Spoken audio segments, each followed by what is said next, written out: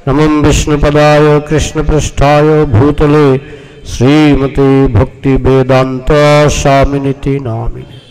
नमस्ते सारस्वती देवे गौरवाणी प्रचारिणे निर्विशेष शून्यवादी पाश्चात्य दशतार। हरे कृष्णा। तो आज হচ্ছে शुभ অক্ষয় তৃতীয়া। তো এই অক্ষয় তৃতীয়া এটার নাম অক্ষয় কেন? কারণ এটার আওয়াজে অসুবিধা, বন্ধ করে দিন, এটা লাগবে না, এটা লাগবে না, কারণ এটা আওয়াজটা রেকর্ড হয়ে যাবে। অক্ষয় তৃতীয়া, অক্ষয় মানে যার ক্ষয় নাই। আজকের তিথিতে আপনি যা কিছু করবেন, পুণ্য করলেও ক্ষয় নাই, পাপ করলেও ক্ষয় নাই। পাপ করলেও অনেক দিন কষ্ট ভোগ করতে হবে, আর পুণ্য করলে অনেক স্বর্গভোগ, যদিও ভক্তরা স্বর্গভোগ চায় না। আর ভক্তি তো চিরকালই অক্ষয়, ভক্তি কৃষ্ণ ভক্তি চিরকাল অক্ষয়। অক্ষয় তৃতীয়াতে করলেও অক্ষয়, আর অন্যদিন করলেও অক্ষয়। কিন্তু অক্ষয় তৃতীয়ার দিন ভক্তিমূলক সেবা যা কিছু করবেন তার ফল বেশি, তার ফল বেশি, অনেক হাজার গুণ ফল হয়ে যায়। তো আজকের এই শুভ তিথিতে আমরা অক্ষয় তৃতীয়া সম্পর্কে কিছু শ্রবণ করব। ইকো হচ্ছে। অক্ষয় তৃতীয়া সম্পর্কে চশমাটা কোথায় আছে? কোথায় আমার ব্যাগটা কোথায়? চশমাটা।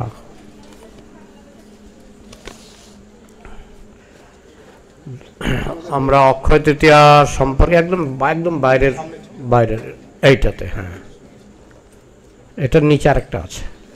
হ্যাঁ, পেয়েছেন? হ্যাঁ, থ্যাংক ইউ।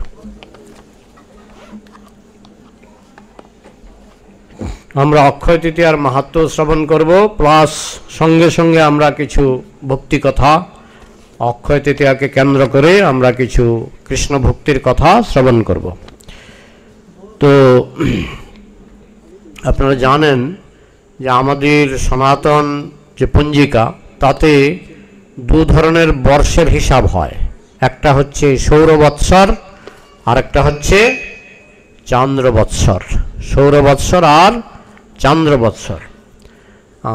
চন্দ্র চাঁদ 15 দিন শুক্লপক্ষ, 15 দিন কৃষ্ণপক্ষ, তো 15-15 30 দিন। এইরকম 355 দিনে এক বছর হয়। চন্দ্র যে শুক্লপক্ষ 15 দিন, কৃষ্ণপক্ষ 15 দিন, তাতে হয় 30 দিন। এইভাবে 355 দিনে হয় এক বছর। এটা হলো চান্দ্রবৎসর। আর সৌরবৎসরটা হচ্ছে 24 ঘন্টায় সূর্য ঘুরছে, মানে পৃথিবী সূর্যের চারিদিকে ঘুরছে, তাতে যে 24 ঘন্টা হচ্ছে সেটা এক মাস হিসাব করা হয়। 24 ঘন্টায় একদিন, এইভাবে 30 দিন বা অনেক সময় 31 দিনে এক মাস হিসাব করা হয়। তো এইভাবে হয় 365 দিন।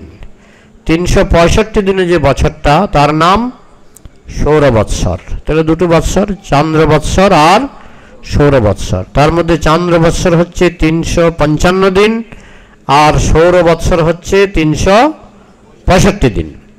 তাহলে কয়দিন বেশি? সৌরবৎসর কয়দিন বেশি? 10 দিন বেশি। তাহলে 3 বছরে কত দিন বেশি হবে? 30 দিন। তার মানে কি 3 বছরে 30 দিন চন্দ্র 30 দিন পিছিয়ে যাচ্ছে।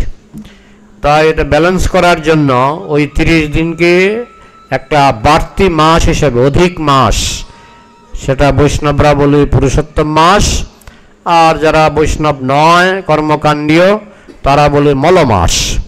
তারা মনে করে মলমাসটা একটা জঘন্য মাস, ওই মাসে কোনো শুভকর্ম করা যায় না। কিন্তু আমাদের বৈষ্ণব শাস্ত্রে বলা হয়েছে এই পুরুষোত্তম মাস হচ্ছে সবচেয়ে পবিত্র মাস, তার নামই হচ্ছে পুরুষোত্তম। এই নামটি দিয়েছেন ভগবান, পুরুষোত্তম। ভগবানের নাম, একটি নাম হচ্ছে পুরুষোত্তম। তো ওই মাসে আপনি যা কিছু ভক্তি করবেন অনেক গুণ বেশি ফল হয়। 3 বছর পর পর পুরুষোত্তম মাস আসে।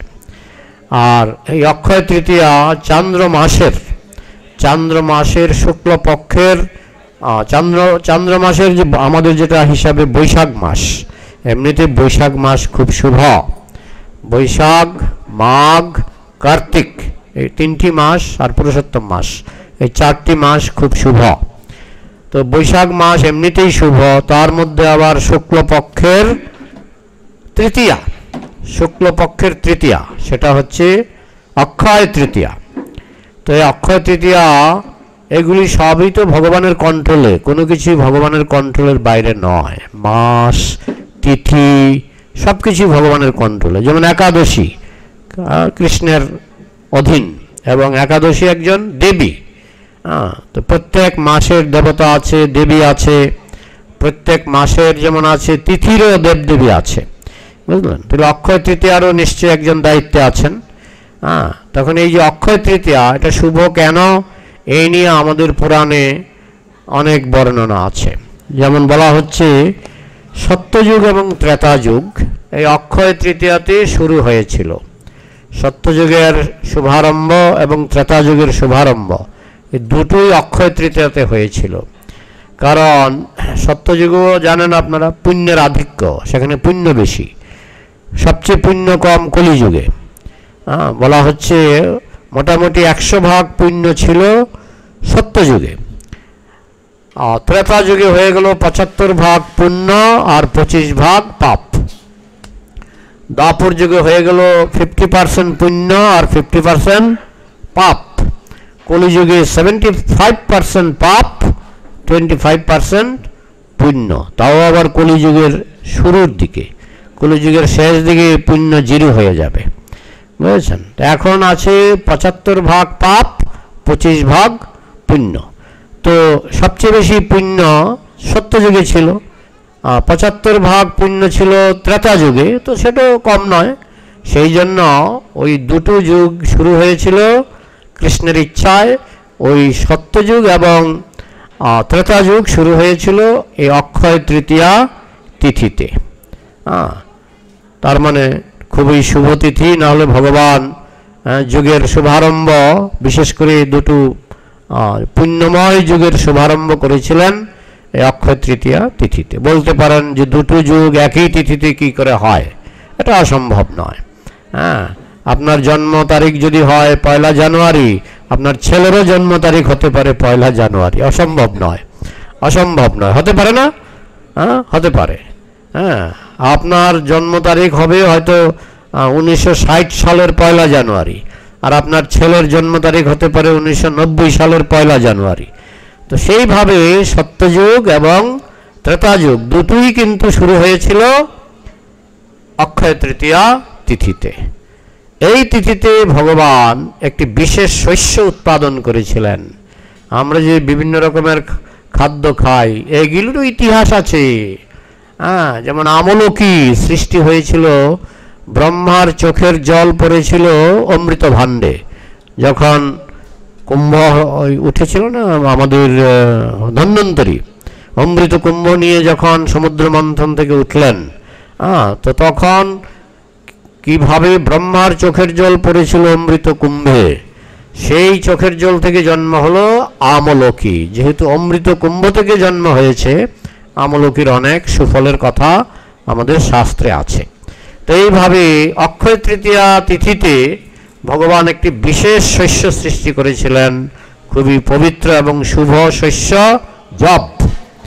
এই জন্য অক্ষয় তৃতীয়া তিথিতে অনেকেই জবের পায়েস রান্না করে ভগবানকে নিবেদন করেন। আমি জানি না এই আসানসোলে জব কীরকম পাওয়া যায়, কিন্তু বিধান আছে যদি অক্ষয় তৃতীয়া তিথিতে জবের পায়েস রান্না করে এটা প্রসাদ হিসাবে ভক্তদের মধ্যে বিতরণ করা হয়, তাহলে অনেক পুণ্য হয়। এছাড়াও জব যজ্ঞে ব্যবহার করা হয়। যে পঞ্চশস্য যে যজ্ঞে যে আহুতি দেওয়া হয়, তার মধ্যে একটি প্রধান শস্য হচ্ছে জব। যেমন জব, তিল, ধান, এগুলি আপনি যজ্ঞে আহুতি দিতে পারেন। তো এর মধ্যে এই জব সৃষ্টি করেছিলেন ভগবান আজকের তিথিতে, অক্ষয় তৃতীয়া তিথিতে। ভগীরথ গঙ্গাকে আনয়ন করেছিলেন মর্তে এই অক্ষয় তৃতীয়া তিথিতে।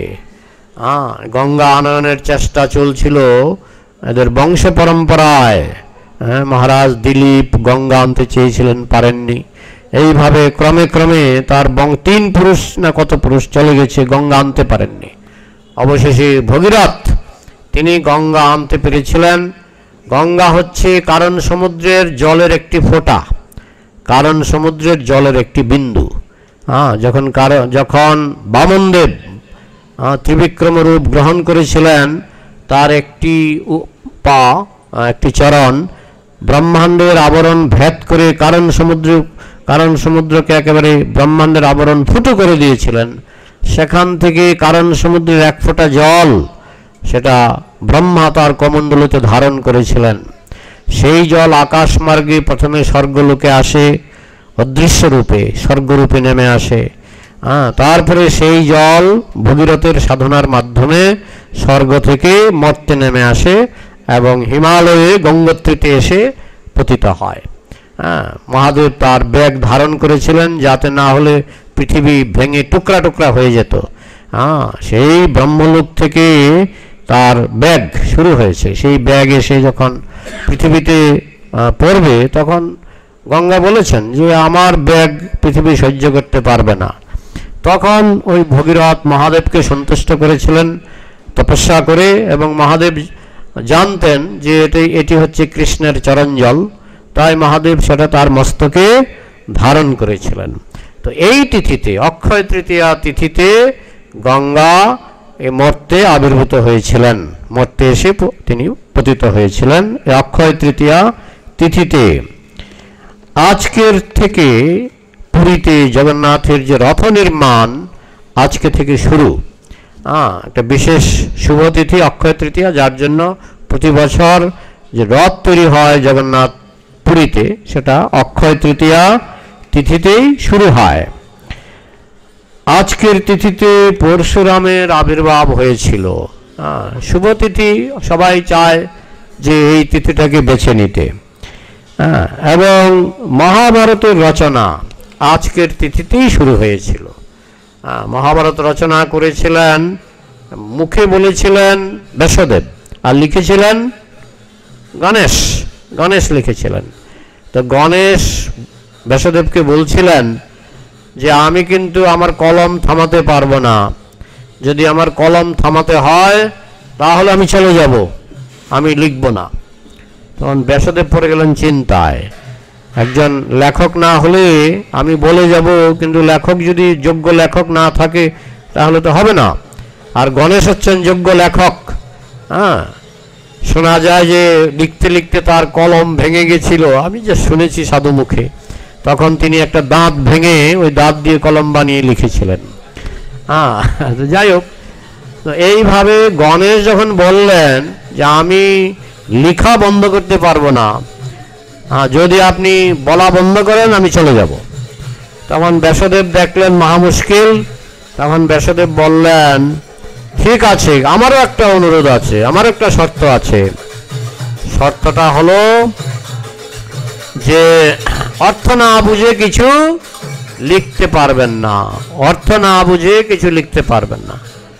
তাতে কি হলো, তাতে গণেশের যে গতিটা একটু কমে আসলো, কারণ গণেশ ব্রিলিয়ান্ট, কিন্তু অর্থ না বুঝে তো লিখতে পারবেন না। তাই যখনই ব্যাসদেব একটা শ্লোক বলেন, তিনি অর্থ চিন্তা করে করে লিখেন, তাতেও দেখা যাচ্ছে যে গণেশ এগিয়ে যাচ্ছে। বলুন বলুন, আমার হয়ে গেছে, আমার হয়ে গেছে, বলুন, না হলে আমি চলে যাব। তখন ব্যাসদেব কি করতেন, 4টা শ্লোক সোজা করে বলতেন, তারপরে একটা কঠিন করে শ্লোক বলতেন, যে শ্লোকের অর্থ গণেশকেও বুঝতে গেলে একটু চিন্তা করতে হতো। তো তখন গণেশ যখন একটু সময় নিয়ে চিন্তা করতেন, তখন ব্যাসদেব আরও 4খানা সহজ শ্লোক লিখে ফেলতেন। তো সেই 4খানা সহজ শ্লোক তো গণেশ তাড়াতাড়ি বুঝে ফেলতো।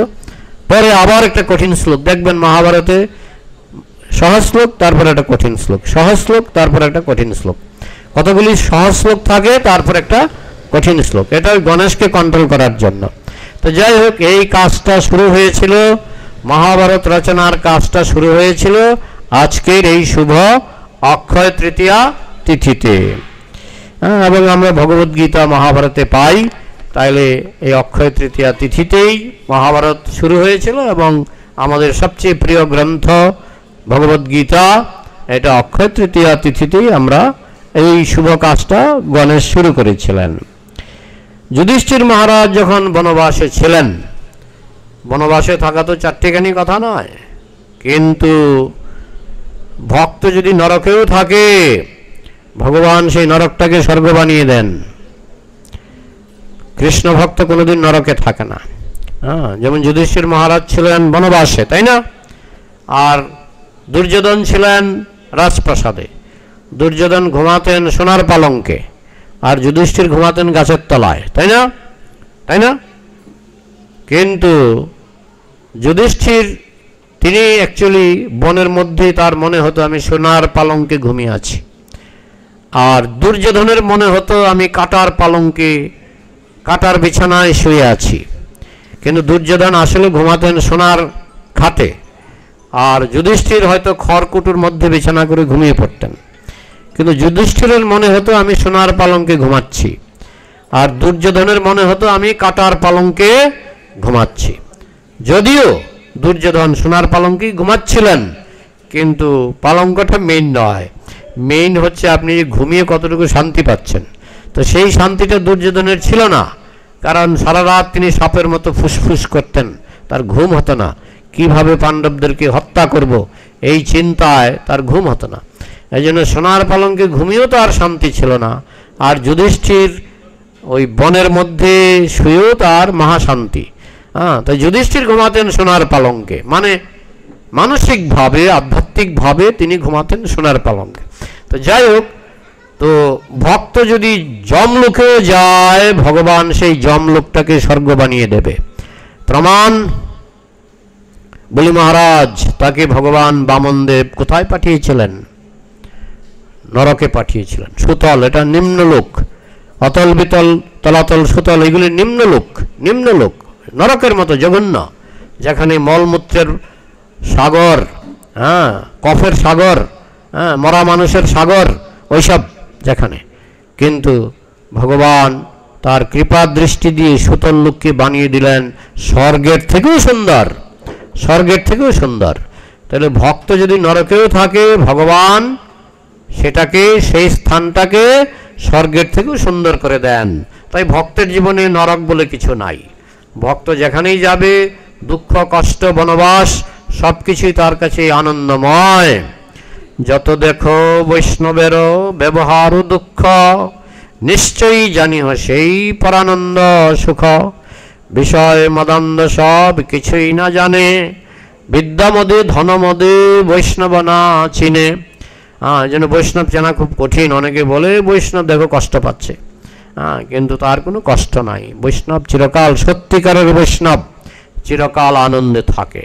তো যুধিষ্ঠির মহারাজ যখন বনবাসে ছিলেন, তো বনবাসে থাকাটা মনে হচ্ছে খুব কঠিন, কিন্তু তিনি সূর্যদেবের কাছে প্রার্থনা করেছিলেন যে আমার এই বনবাসে তো স্বাভাবিকভাবেই খাদ্যের কষ্ট, এছাড়া মুনি ঋষিরা আসে তাদেরকে কিছু খাওয়াতে পারি না। তখন সূর্যদেব তাকে একটা পাত্র দিয়েছিলেন এই অক্ষয় তৃতীয়া তিথিতে। সেই পাত্রের নাম কি? অক্ষয় পাত্র। এই অক্ষয় তৃতীয়া তিথিতে সূর্যদেব যুধিষ্ঠির মহারাজকে ওই পাত্রটা দিয়েছিলেন এবং বলে দিয়েছিলেন যে দ্রৌপদীর খাওয়া না হওয়া পর্যন্ত যত লোক আসুক, লক্ষ লোক কোটি লোক, কোনো অসুবিধা নেই, ওই পাত্র থেকে খাবারটা ঢেলে দেওয়া হবে, আবার পাত্রটা ভরে যাবে, আবার ঢেলে দেওয়া হবে, আবার ভরে দেওয়া যাবে। আপনি ঢালতে যতটুকু সময়, তো ওই রকম পাত্র, এটা তো স্বর্গ। আপনি বনে থাকলেন, আপনার যদি এরকম একটা অক্ষয় পাত্র থাকে, দুর্যোধন প্রতিদিন লক্ষ লোককে খাওয়াতে পারতেন না। রাজা হয়েও, সমস্ত পৃথিবীর রাজা ছিলেন দুর্যোধন, তাতেও তিনি সমস্ত পৃথিবীর লোককে খাওয়াতে পারতেন না। কিন্তু যুধিষ্ঠির মহারাজ বনবাসী হয়ে তিনি ওই অক্ষয় পাত্রের জোরে তিনি সমস্ত অতিথি সাধুবর্গকে তিনি প্রসাদ খাওয়াতেন। তো বনে থেকেও তিনি রাজার থেকে বড়। এই হচ্ছে ভগবানের কৃপা। এই কৃপাটা যুধিষ্ঠির মহারাজ লাভ করেছিলেন। এই অক্ষয় পাত্র যে কৃপাটা, এটা লাভ করেছিলেন অক্ষয় তৃতীয়া তিথিতে ইসকনের যে ফুড ফর লাইফ বলে একটা প্রোগ্রাম আছে জানেন, সারা পৃথিবীতে লক্ষ লক্ষ মানুষকে বিনামূল্যে খাবার বিতরণ করা হয়। শুধু বোম্বেতেই সমস্ত স্কুলে আমাদের অনেকগুলি গাড়ি আছে, ভর্তি করে প্রসাদ নিয়ে যায়, স্কুল চলাকালে এদেরকে ছাত্রছাত্রীদেরকে বিনামূল্যে প্রসাদ দেওয়া হয়। এবং সেই প্রজেক্টের নাম জানেন? অক্ষয় পাত্র। ইসকনের প্রজেক্ট অক্ষয় পাত্র। হ্যাঁ, মানে ফোরাবে না, আপনি সমস্ত স্কুলে প্রসাদ দিচ্ছে, কিন্তু নামটা রাখা হয়েছে অক্ষয় পাত্র। তো এই অক্ষয় পাত্র যুধিষ্ঠির মহারাজ সূর্যদেবের কাছে পেয়েছিলেন আজকের তিথিতে। বেদের মধ্যে দুটো মার্গ আছে, একটি হচ্ছে প্রবৃত্তি মার্গ আর একটি হচ্ছে নিবৃত্তি মার্গ। যেমন ব্রহ্মচারী, সন্ন্যাসী, বানপ্রস্থি, এদের মার্গটাকে বলা হয় নিবৃত্তি মার্গ, মানে আর ভোগবিলাস নয়, যথেষ্ট হয়েছে, আর ভোগবিলাস নয়। আর গৃহস্থের যে মার্গ সেটাকে বলা হয় প্রবৃত্তি মার্গ। তো এই সংসারের 99.9% মানুষ বা দেবতা এরা সবাই প্রবৃত্তি মার্গকে পছন্দ করে, বিশেষ করে কলিযুগে ওই শতকরা নয়, হাজারের মধ্যে একজন পাওয়া যাবে কিনা কঠিন। হ্যাঁ, বলা হয় কোটিতে গুটি, কোটিতে গুটি, কোটি কোটি মানুষের মধ্যে একজন হয়তো সন্ন্যাস গ্রহণ করে বা ব্রহ্মচারী থাকে। তো বেশিরভাগই তো প্রবৃত্তি মার্গের অনুসারী। এই অক্ষয় তৃতীয়া তিথিতে ভগবান বেদের মধ্যে প্রবৃত্তি মার্গের প্রবর্তন করেন এই অক্ষয় তৃতীয়া তিথিতে। ভগবান অক্ষয় মানে প্রবৃত্তি মার্গে গুরুত্ব দিয়েছেন, কারণ অধিকাংশ মানুষ প্রবৃত্তি মার্গের অনুসারী। সন্ন্যাসী কয়জন হয়? অধিকাংশ মানুষ প্রবৃত্তি মার্গের অনুসারী। এই জন্য ভগবান এই অক্ষয় তৃতীয়া তিথিতে প্রবৃত্তি মার্গের প্রবর্তন করেছিলেন। আজকের দিনে প্রাতঃস্নান খুব শুভ। আমরা যারা ইসকনের ভক্ত, আমরা তো সারা জীবন প্রাতঃস্নান করি। আমরা সাধারণত 3টায় উঠি, 3:30টার মধ্যে স্নান শেষ। এটা আমাদের নিত্য নৈমিত্তিক, ডেলি। কিন্তু যারা ডেলি করেন না তাদেরকে বলা হয়েছে কমপক্ষে অক্ষয় তৃতীয়া তিথিতে প্রাতঃস্নান করবেন। তো যারা এখন পাঠ শুনছেন, সময় তো চলে গেছে, তাই না? তবু আমি একটু জানতে চাই, আজকে যারা যারা প্রাতঃস্নান করেছেন হাত তুলুন। ও ভালোই তো, ভালোই। তো যাই হোক, তা এই বছর যদি মিস হয়ে থাকে, যদি বেঁচে থাকেন, আগামী বছর অবশ্যই অক্ষয় তৃতীয়া তিথিতে প্রাতঃস্নান করবেন। কঠিন কিছু নয়, বৈশাখ মাস এমনিতেই গরম, এমনিতেই মাঝে মধ্যে আমরা 5বার 7বার স্নান করে ফেলি গরমের জ্বালায়। বিশেষ করে যাদের ঘরে ঠান্ডা করার সুবিধা নাই, এটা গরিবের এসি, আপনি যাবেন স্নান করবেন, 1 ঘন্টা কোনো চিন্তা নাই, স্নান করলে পরে 1 ঘন্টা শরীরটা ঠান্ডা থাকে। তো যাই হোক, তো এইভাবে প্রাতঃস্নান আজকের তিথিতে খুব শুভ। দান, কাকে দান করবেন? যাকে তাকে নয়। হ্যাঁ, আজকাল দেখবেন ওই অষ্টপ্রহর কীর্তন হয়। তা আমি একটা বাড়িতে গিয়েছিলাম, অষ্টপ্রহর কীর্তন বলছে অন্য বছর আমরা অন্য পার্টিকে দিয়ে করি, এবার ঠিক করেছি ইসকনকে দিয়ে করাবো। তো আমি সেখানে গেছিলাম পাঠ করতে। তো আমাকে বলছে গত বছর ওই টোটো গাড়ি আছে না, টোটো গাড়ি, একটা টোটো গাড়ি ভর্তি বিড়ি এসেছিল, একটা টোটো গাড়ি ভর্তি বিড়ি। আমি বললাম কিসের জন্য? বলছে ওই যে যারা গান করে অষ্টপ্রহর তাদের জন্য, 1 টোটো গাড়ি ভর্তি বিড়ি। বুঝেছেন? তো এদেরকে দান করলে লাভ হবে না, এদেরকে দান করলে লাভ হবে না। অনেকে আছে গাঁজা খেয়ে অষ্টপ্রহর কীর্তন করে। আমাদের গ্রামে একজন ছিল, এমন করতাল বাজাতো, লোকে ভাবতো না জানি কি, কিন্তু আমরা জানতাম করতাল বাজাতে গেলেই ওনার একটু গাঁজা টানতে হবে, না হলে ওইভাবে বাজাতে পারবে না যেইভাবে উনি করতাল বাজাতো। না, করতালও বাজাতো, এমন লাভ দিয়ে নাচতো যে দেখার মতো। যাই হোক, গাঁজা খেয়ে নিত। তো ওই সবকে দান করলে হবে না, দান করতে হবে শুদ্ধ বৈষ্ণবকে। শুদ্ধ বৈষ্ণবের লক্ষণ আজকেই আমি বলবো। তো আজকের তিথিতে শুদ্ধ বৈষ্ণব বা শুদ্ধ ব্রাহ্মণ টাইটেল দেখে নয়, আচরণ দেখে। একজনের টাইটেল গোস্বামী কিন্তু মদ ছাড়া চলে না, ওই রকম হলে হবে না। আচরণ দেখে শুদ্ধ ব্রাহ্মণ বৈষ্ণবকে অক্ষয় তৃতীয়াতে দান করা, এটা শাস্ত্রে বলা হয়েছে, দান করলে তাতে অক্ষয় পুণ্য লাভ হয়। তর্পণ আজকের তিথিতে করা যায়। কুবের দেবতাদের কোষাধ্যক্ষ কেশিয়ার হয়েছিলেন আজকের তিথিতে। অক্ষয় তৃতীয়া তিথিতে কুবের দেবতাদের কোষাধ্যক্ষ হয়েছিলেন শিবের কৃপায়, শিবের আশীর্বাদে তিনি দেবতাদের কোষাধ্যক্ষ হয়েছিলেন অক্ষয় তৃতীয়া তিথিতে। এই তিথিতে একটি বিশেষ উৎসব শুভারম্ভ হয়। কি সেই উৎসব? চন্দন যাত্রা। চন্দন যাত্রা 21 দিন ব্যাপী, 21 দিন ব্যাপী এই উৎসব চলে। শুরুটা হয় অক্ষয় তৃতীয়া থেকে। এই তিথিতে ভগবান শ্রীকৃষ্ণ দ্রৌপদীকে অক্ষয় বস্ত্র দান করেছিলেন। কেমন বস্ত্র? কৃষ্ণের হাত থেকে বেরোচ্ছিল না, যখন কেউ তাকে বস্ত্র দিতে পারছিল না, তখন দ্রৌপদী দুহাত তুলে হে গোবিন্দ রক্ষা করো, লজ্জা নিবারণ করো বলে যখন ডাকলেন, তখন কৃষ্ণ ছিলেন হাজার হাজার মাইল দূরে, তিনি ছিলেন দ্বারকায়। সেখান থেকে তিনি যে হস্তিনাপুরে এলেন, 1 সেকেন্ডও লাগেনি, 1 সেকেন্ডও লাগেনি। তিনি আসলেন, এসে হাত থেকে বস্ত্র দিলেন। কি বস্ত্র? সেই বস্ত্র দ্রৌপদীকে পরতে হয়নি, বস্ত্র গিয়ে দ্রৌপদীকে পেঁচিয়েছে। মানে দ্রৌপদী হাতে করে বস্ত্র গোছাতে হয়নি, বস্ত্র নিজে নিজে ঘুরে ঘুরে দ্রৌপদীকে পরিয়েছে। আর অফুরন্ত বস্ত্র, দুঃশাসন কেবল টানছে আর টানছে আর টানছে, কিন্তু বস্ত্র কমছে না। তো এই অক্ষয় তৃতীয়া তিথিতে এই ঘটনাটা ঘটেছিল। দ্রৌপদী যে অক্ষয় বস্ত্র লাভ করেছিলেন, সেটা অক্ষয় তৃতীয়া তিথিতে ঘটেছিল। তো যারা অন্য ধর্মের মানুষ, তারা অনেক সময় সনাতন ধর্মের নিন্দা করে যে কৃষ্ণ বস্ত্র হরণ করেছেন, কিন্তু তিনি যে অক্ষয় বস্ত্র দান করেছেন সেটা তারা চাপা দিয়ে রাখে, চাপা দিয়ে রাখে।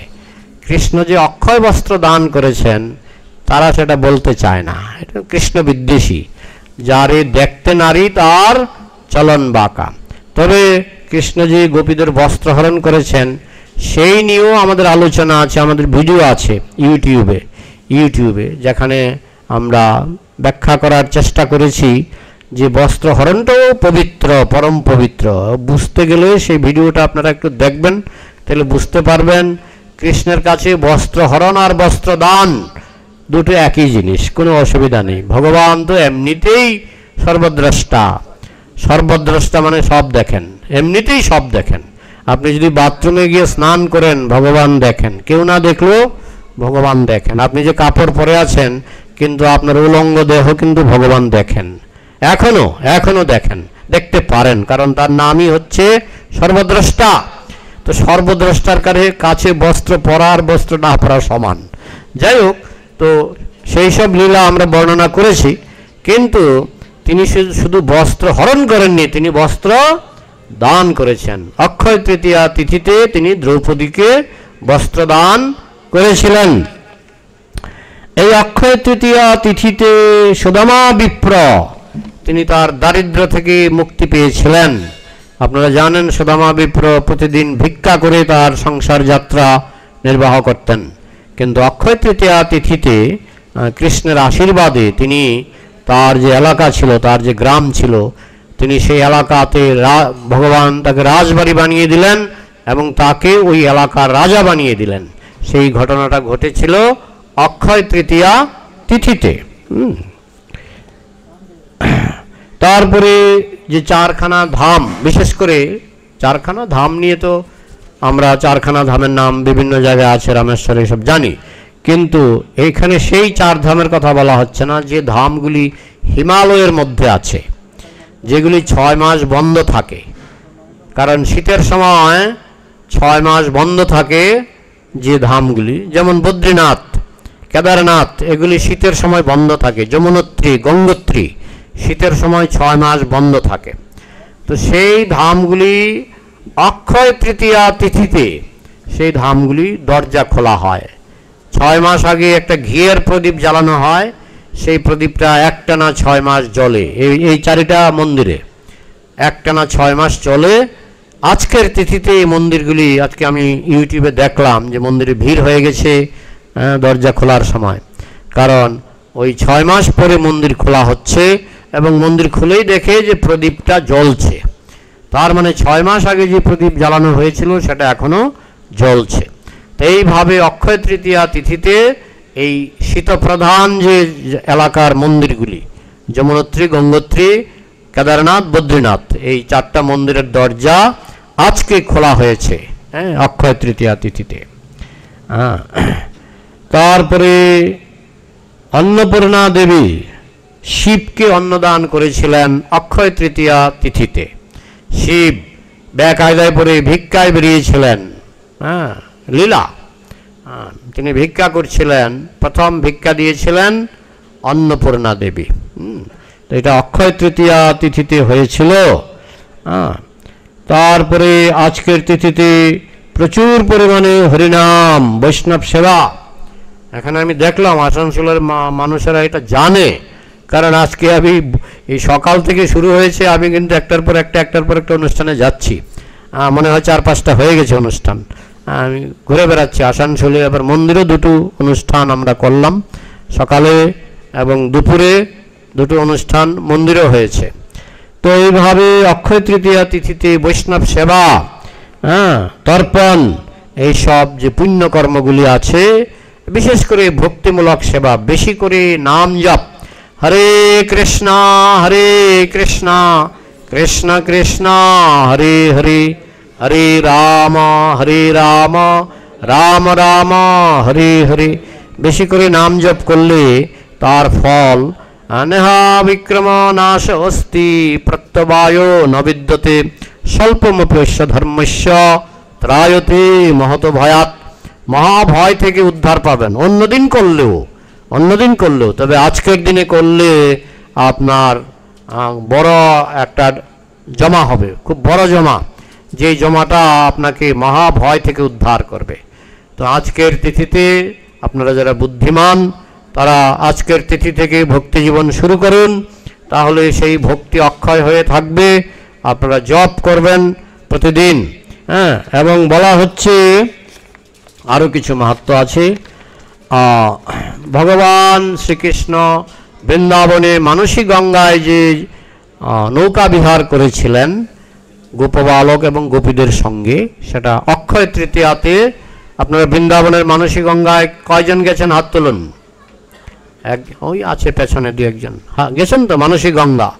সেই মানসী গঙ্গাতে কৃষ্ণ গোপী এবং গোপবালকদের সঙ্গে যে নৌকা বিহার করেছিলেন এই অক্ষয় তৃতীয়া তিথিতে, যার জন্য এখনো কোনো কোনো মন্দিরে, যেমন আমাদের মায়াপুর ইস্কন মন্দিরে প্রতিদিন 21 দিন নৌকা বিহার হবে। 21 দিন অক্ষয় তৃতীয়া তিথিতে কৃষ্ণ এই নৌকা বিহার শুরু করেছিলেন। আজকের তিথিতে বঙ্কবিহারীর চরণ দর্শন, বৃন্দাবনে বঙ্কবিহারী মন্দিরের চরণ দর্শন হবে আজকের তিথিতে। দক্ষিণ ভারতে জিয়ল নৃসিংহ বলে একটা মন্দির আছে। এই মন্দিরটা প্রথম দিকে লোকজন বেশি যেত না। রাশিয়ার এক মাতাজি, রাশিয়ান, উনি আমাদের পত্রিকা, আমাদের যে ভগবত দর্শন পত্রিকাতে খবর পেলেন যে দক্ষিণ ভারতে এক নৃসিংহ মন্দির আছে, জিয়ল নৃসিংহ। উনি রাশিয়া থেকে ছুটে এলেন, এসে তিনি মন্দিরে পূজা সেবা শুরু করলেন। এখন মন্দির খুব সুন্দর হয়েছে এবং খুব জমজমাট। ওনার তত্ত্বাবধানে মন্দির খুব জমজমাট হয়েছে। তো এই জিয়ল নৃসিংহের ব্যাপারটা কি, ওনাকে চন্দন পরানো হতো দিনের পর দিন, সেই চন্দনগুলি তোলা হতো না, কিন্তু আজকের তিথিতে সেই সব চন্দনগুলি তোলা হয়। আজকের তিথিতে অক্ষয় তৃতীয়া তিথিতে চন্দন তুলে ওনাকে পরিষ্কার করে পুনরায় চন্দন পরানো শুরু হয় এই জিয়ল নৃসিংহের। তারপরে আপনারা তো শুনলেন চন্দন যাত্রা আজকের তিথিতে শুরু হয়। মাধবেন্দ্র পুরীকে তার আরাধ্য বিগ্রহ গোপাল দেব আদেশ করেছিলেন আমার জন্য চন্দন নিয়ে আসো। তো সেটাও মাধবেন্দ্র পুরী এই অক্ষয় তৃতীয়াতে সেই আদেশ লাভ করেছিলেন। একটা সুন্দর কাহিনী আছে পুরাণে, যে এক ব্রাহ্মণ ছিলেন অত্যন্ত ক্রোধী। তার বাড়িতে কেউ যদি ভিক্ষা নিতে আসতেন, সে ব্রাহ্মণই হোক আর বৈষ্ণবী হোক, তিনি বলতেন হবে না হবে না, যাও যাও, হবে না। তো অক্ষয় তৃতীয়ার দিন এক ব্রাহ্মণ কি বৈষ্ণব তার বাড়িতে ভিক্ষা নিতে এলেন। তখন ব্রাহ্মণ বললেন হবে না, হবে না। তখন তার স্ত্রী জানতেন আজকে অক্ষয় তৃতীয়া, আজকে হবে না বললে মহা অপরাধ হয়ে যাবে। তাই তার স্ত্রী গোপনে কিছু চাল ডাল নিয়ে পেছনের দরজা দিয়ে সেই ব্রাহ্মণকে ডেকে বললেন আপনি ভিক্ষা নিয়ে যান। তো সেটা স্বামী দেখেছিলেন, দেখে স্ত্রীকে বকা দেননি, সেই জন্য সেই ব্রাহ্মণ মুক্তি লাভ করেছিলেন। কোন পুণ্যে? দান করে না, দান উনি করেননি, তার পুণ্যটা ছিল তিনি বাধা দেননি, তার পুণ্যটা ছিল তিনি বাধা দেননি। দান তো করেননি, দান তো করেছে ওনার স্ত্রী। হ্যাঁ, বলতে পারেন যে ওনারই ইনকাম হতে পারে, কিন্তু উনি তো বলে দিয়েছেন ভিক্ষা হবে না। কিন্তু স্ত্রী স্বামীর আদেশ অমান্য করে পেছনের দরজা দিয়ে দান করেছিলেন, সেখানে ব্রাহ্মণ ওনাকে স্ত্রীকে বকা দেননি, বকা দেননি, বলেননি কেন দিলে, এরকম বলেননি। সেই পুণ্যে ব্রাহ্মণের মুক্তি হয়ে গেল। তো অনেকে আছে আমাকে এসে বলে প্রভু আমার স্ত্রী ভক্ত, মানে স্ত্রী বলে আমি ভক্ত, আমার স্বামী ভক্ত না। আবার অনেকে বলে স্বামী ভক্ত কিন্তু আমার স্ত্রী ভক্ত না। তো আজকে অক্ষয় তৃতীয়ার তিথিতে সমস্যার সমাধান করে দিন, বাধা দেবেন না। স্ত্রী যদি ভক্তি করতে চায় স্ত্রীকে বাধা দেবেন না, স্বামী যদি ভক্তি করতে চায় স্বামীকে বাধা দেবেন না। এই পুণ্যেই কিন্তু আপনারা অনেক কিছু পেয়ে যাবেন এই অক্ষয় তৃতীয়া তিথিতে। তাহলে আর কি বৈষ্ণব সেবা এবং করণীয়? চারটি নিয়ম, চারটি নিয়ম ইস্কনের ভক্তরা ডেইলি করে, চারখানা নিয়ম ইস্কনের ভক্তরা ডেইলি করে। যারা ডেইলি করে না তাদের জন্য বলা হয়েছে অন্তত এই অক্ষয় তৃতীয়া তিথিতে চারটি নিয়ম অবশ্যই পালন করবেন। দতং পানম স্ত্রিয়ম শোনা যত্র অধর্ম চতুর্বিধ, ভাগবতী বলা হয়েছে। জুয়া খেলা, ইস্কনের ভক্তরা সারা জীবন তারা জুয়া খেলাকে বর্জন করে, জুয়া খেলে না। হ্যাঁ, সেটা ছোট জুয়াই হোক আর বড় জুয়াই হোক, তারা জুয়া খেলে না। তাহলে যারা জুয়া খেলে তাদের জন্য বলা হয়েছে অন্তত অক্ষয় তৃতীয়া তিথিতে জুয়া খেলবেন না। অক্ষয় তৃতীয়া তিথিতে আপনার যদি ইচ্ছা হয় আপনি কিছু সোনা গয়না এসব কিনতে পারেন, কিন্তু জুয়া খেলবেন না এই অক্ষয় তৃতীয়াতে। আর কি মানে জুয়া খেলা বলতে কিন্তু আমরা বুঝি এমনকি লটারির টিকিট কেনা, এটাও কিন্তু জুয়া খেলা। হ্যাঁ, আপনি বলতে পারেন টিকিট তো 1 টাকা 2 টাকা 5 টাকা, আর এটাও তো আপনি ঝুঁকি নিচ্ছেন, ঝুঁকি মানেই জুয়া। এটা অক্ষয় তৃতীয়া তিথিতে লটারির টিকিটও কিনবেন না। আর কি দুতং পানম, নেশা, হ্যাঁ, চা খাওয়া, বিড়ি খাওয়া, হ্যাঁ, মদ খাওয়া, গাঁজা খাওয়া, ছোট নেশা বড় নেশা, অক্ষয় তৃতীয়া তিথিতে কোনো রকমের নেশা করবেন না। হ্যাঁ, বৈষ্ণবরা তো এগুলি থেকে চিরকাল মুক্ত, মানে অন্তত আমাদের যে ইস্কন আমরা জানি এই ইস্কনে চা খেতে দেয় না, চা খাওয়া নিষেধ। আপনি মায়াপুরে গেলে কলকাতা থেকে লোক আসে, মায়াপুর গেস্ট হাউসে থাকে, সকালবেলা উঠে বলে চা চা চা, আমাদের জিজ্ঞেস করে চা কোথায় পাবো, চা কোথায় পাবো? আমরা বলি নাই নাই। হ্যাঁ, যদি খেতে চান তাহলে কবিরাজি পাওয়া যায়, কবিরাজি। আমরা অনেকে বলে কবিরাজি চা, চা শব্দটা ছাড়েনি, কবিরাজি চা পাওয়া যায়। সেটা আপনার জাফরান দিয়ে, এটা স্বাস্থ্যের পক্ষে ভালো, জাফরান দিয়ে তৈরি করে, একটু দামটা বেশি পড়ে যায় কিন্তু এটা শরীরের পক্ষে ভালো। তো যাই হোক, কোনো নেশা করবেন না, চা পান বিড়ি সিগারেট অক্ষয় তৃতীয়াতে এগুলি বর্জনীয়। তাহলে দুতং পানম স্ত্রিয়ম, স্ত্রিয়ম মানে অবৈধ সঙ্গ, পুরুষের পক্ষে অবৈধ নারী সঙ্গ, নারীর পক্ষে অবৈধ পুরুষ সঙ্গ অন্তত এই অক্ষয় তৃতীয়া তিথিতে এটা বর্জনীয়। দুতং পানম স্ত্রিয়ম। আর কি না, উত্তেজক খাবার, মাছ, মাংস, পেঁয়াজ, রসুন, মাশরুম, কালো রঙের কোল্ড ড্রিঙ্কস, এইগুলি অন্তত অন্তত অক্ষয় তৃতীয়া তিথিতে বর্জন করবেন। মোটামুটি আমি অক্ষয় তৃতীয়ার মাহাত্ম্য বলার চেষ্টা করলাম, তবে সব কিছুর মধ্যে সবচেয়ে বড় হচ্ছে প্রচুর পরিমাণে হরিনাম হরিকথা এই অক্ষয় তৃতীয়া তিথিতে আপনারা অবশ্যই করবেন। সবাই বলুন হরে কৃষ্ণ কৃষ্ণ কৃষ্ণ হরে হরে, হরে রাম রাম রাম হরে হরে। এবার আপনাদের প্রশ্ন, আপনাদের যদি কোনো প্রশ্ন থাকে, মন্তব্য থাকে, নিঃসংকোচে এখানে হ্যান্ড মাইক আছে, আপনারা একটু দাঁড়াবেন, আপনার কাছে হ্যান্ড মাইক চলে যাবে, আপনারা যে কোনো প্রশ্ন নিঃসংকোচে করতে পারবেন।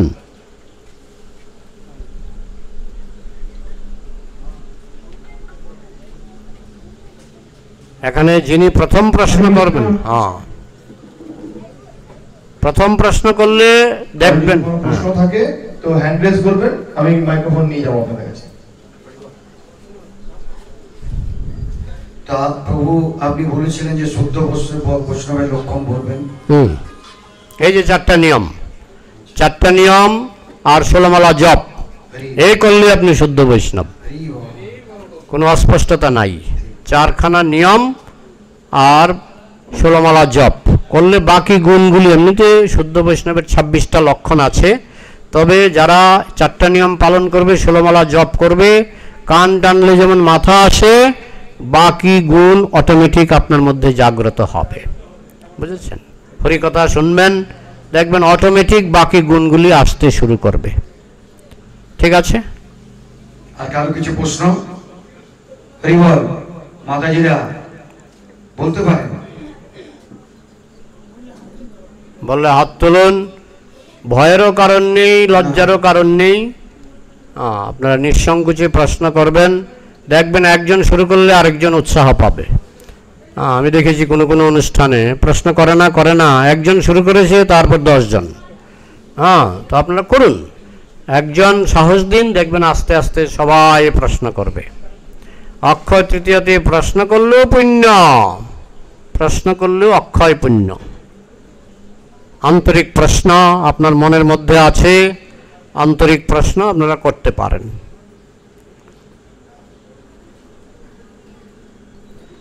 তাহলে কি বলুন।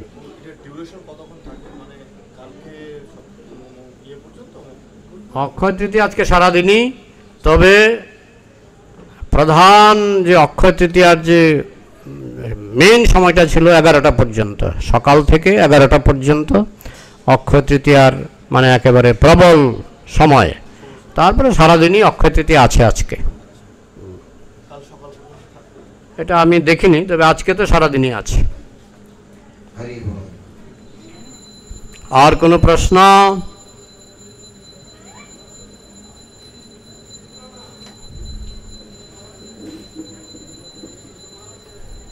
আপনারা যারা এখনো 4টা নিয়ম বলে অক্ষয় তৃতীয়াতে পালন করেছি, কিন্তু অক্ষয় তৃতীয়া চলে গেলেও এই 4টা নিয়ম পালন করার চেষ্টা করবেন, তাতে ভক্তির উর্বরতা বাড়ে। মানে উর্বর জমি হলে ভক্তিলতাটা তাড়াতাড়ি বৃদ্ধি পায়। জমিটা যদি মরুভূমি হয় তাহলে সেখানে চন্দন গাছ লাগালে হবে, কিন্তু জমিটা যদি উর্বর হয় সেখানে লাগালে হবে।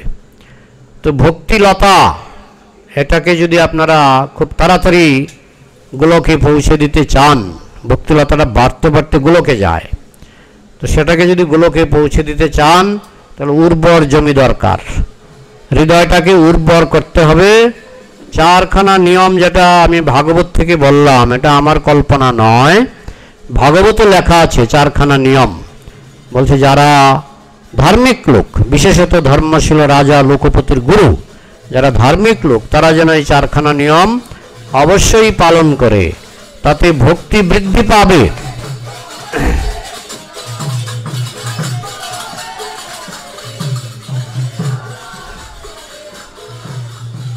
তো আপনারা ভক্তি জীবন শুরু করুন। এই অক্ষয় তৃতীয়া তিথিতে শুরু করলে অনেক লাভ। আজকের দিনে অনেকে মালা কিনতে পারেন, আছে কি আমাদের এখানে মালা নিয়ে এসছে? জপমালা, জপমালা গ্রন্থ আজকের তিথিতে কেনাও যায়, দানও করা যায়।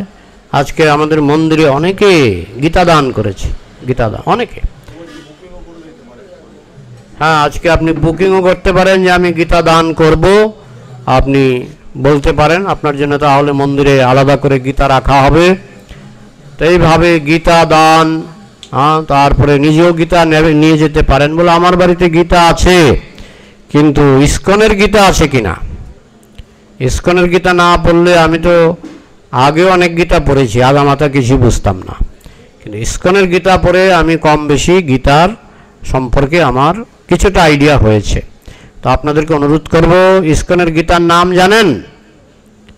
ইসকনের গীতার নাম যথাযথ ভগবদ্গীতা, যথাযথ। ওই গীতা পড়ে রাশিয়ার মানুষ ভক্ত হয়েছে, জাপানের মানুষ ভক্ত হয়েছে। প্রভুপাদ ইংরেজিতে লিখেছিলেন, এটা এখন বাংলাতেও পাওয়া যায়। এই গীতা পড়ে সারা পৃথিবীর মানুষ কৃষ্ণ ভক্ত হচ্ছে আজও। তাহলে গীতার মধ্যে কি আছে? ফলে না পরিচয়তে বৃক্ষ, ফল দেখে গাছ চেনা যায়। হ্যাঁ, যদি দেখেন যে গাছে হিমসাগর আম ধরেছে, বুঝবেন এটা হিমসাগর গাছ। ঠিক তেমনি প্রভুপাদের গীতাকে আমরা কেন গুরুত্ব দিচ্ছি?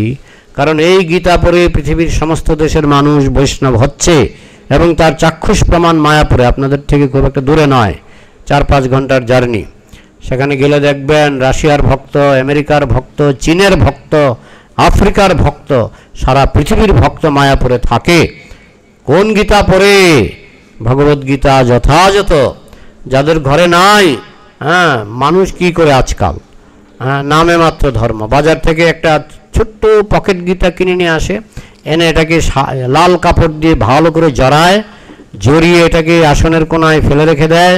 এটার মধ্যে পচা ফুল অনেক জমায়, তারপরে 1 বছর পরে পচা ফুলগুলিও ফেলে দেয়, কাপড়টা ফেলে দেয়, আবার নতুন লাল কাপড় নিয়ে আসে। ওইটা গীতার আরাধনা নয়। গীতার আরাধনা আপনি ভগবদ্গীতা যথাযথ কিনবেন, এটা ভালো করে পড়বেন, প্রতিদিন কমপক্ষে একটা শ্লোক এবং তার তাৎপর্য ব্যাখ্যা পড়বেন, দেখবেন জীবনে আমূল পরিবর্তন আসবে। হ্যাঁ, সারা পৃথিবীর মানুষের মধ্যে পরিবর্তন এসে গেছে। হ্যাঁ, এখন সনাতন ধর্মের বিজয় পতাকা সর্বত্র উড্ডীয়মান, বুঝেছেন? তো আপনারা এই সুযোগ গ্রহণ করুন। আসানসোলে ইস্কন মন্দির অনেকটাই হয়ে গেছে, আরও হবে, মানে আরও বিল্ডিং হবে। তো আপনারা আসবেন, এবং এই অক্ষয় তৃতীয়া তিথিতে আপনারা মন্দির নির্মাণে যাদের কৃষ্ণ দিয়েছে, যাদের কৃষ্ণ দেয়নি তাদেরকে আমরা বলবো না। হ্যাঁ, আপনি 10 টাকা দিতে পারেন, একটা ইটের দাম না? একটা ইট কত এখন? 8 টাকা, 10 টাকা। তো একটা ইট দিতে পারেন, 2টা ইট দিতে পারেন। আর যদি বলেন না কৃষ্ণ আমাকে অনেক দিয়েছে, দিন। তাহলে যেমন এক কেডিয়া, যে বর্তমান বিল্ডিংটা কেডিয়া ফ্যামিলি করেছে না, এক ফ্যামিলি করে দিয়েছে। তো অনেককে কৃষ্ণ দেয়, অনেককে কৃষ্ণ দেয়। তো এই অক্ষয় তৃতীয়া তিথিতে আপনি মন ঠিক করতে পারেন যে আমি আসানসোল ইস্কন মন্দির নির্মাণে আমি সক্রিয়, যদি কৃষ্ণ আপনাকে দিয়ে থাকে। না দিয়ে থাকলে 1-2টা ইট দিতে পারেন, তাতেও কম নয়। হ্যাঁ, যেমন আমাদের মায়াপুরে যে বড় মন্দির হচ্ছে না, একটা ইটের জন্য 10 টাকা। জানেন, লক্ষ লক্ষ ইট সংগ্রহ হয়েছে, লক্ষ লক্ষ ইট সংগ্রহ হয়েছে। হ্যাঁ, লক্ষ লক্ষ মানুষ ঘুরতে যায় মায়াপুর, যারা পারে না বলে আমি দিলাম একটা ইট, 2টা ইট, 2টা ইট 20 টাকা। এতে লক্ষ লক্ষ ইট হয়ে গেছে, লক্ষ লক্ষ ইট। তাও আবার কি, আমাদের মায়াপুরের সবচেয়ে ভালো ইট হচ্ছে সোনা ইট, ওইখানে সবচেয়ে ভালো কোম্পানি। হ্যাঁ, সেই ইট দিয়ে মন্দির তো প্রায় হয়েই গেল। হ্যাঁ, এখন তো একটা অংশ উদ্বোধন হয়েই গেছে, নৃসিংহ মন্দির উদ্বোধন হয়েই গেছে। যদি নৃসিংহ মন্দিরের ভিতরে ঢোকেন তাহলে বুঝতে পারবেন যে বাকিটা কি হবে। নৃসিংহ মন্দির হচ্ছে স্যাম্পল, আপনাকে দেখিয়ে দিচ্ছে, বাকিটা এই রকম হবে। তাই নৃসিংহ মন্দির দয়া করে দর্শন করবেন। যদি মায়াপুরে যান, যেখানে পূজা হয় সেটা না, যেখানে নৃসিংহ পূজা হয় সেটা না, নতুন মন্দিরে যাবেন। যেভাবে তারা ব্রোঞ্জ এবং সোনার কাজ করেছে না, দেখার মতো। হ্যাঁ, অনেকে বলছে মানুষ আর তাজমহল যাবে না। হ্যাঁ, যে মন্দির হচ্ছে মায়াপুরে এত সুন্দর, দেখার মতো, দেখার মতো। তার এখন শুধু বলতে হবে যে 3টা গম্বুজ, এর মধ্যে একটা গম্বুজ উদ্বোধন হয়েছে, বাকি বড় গম্বুজটা আরও 2-3 বছর লাগবে। তারপরে লাস্টে যে গম্বুজটা বেদিক প্ল্যানেটোরিয়াম, সেটা লাস্টে উদ্বোধন হবে ক্রমে ক্রমে। কিন্তু যা হচ্ছে মহাপ্রভুর কৃপায়, নিত্যানন্দ প্রভুর কৃপায় দেখার মতো।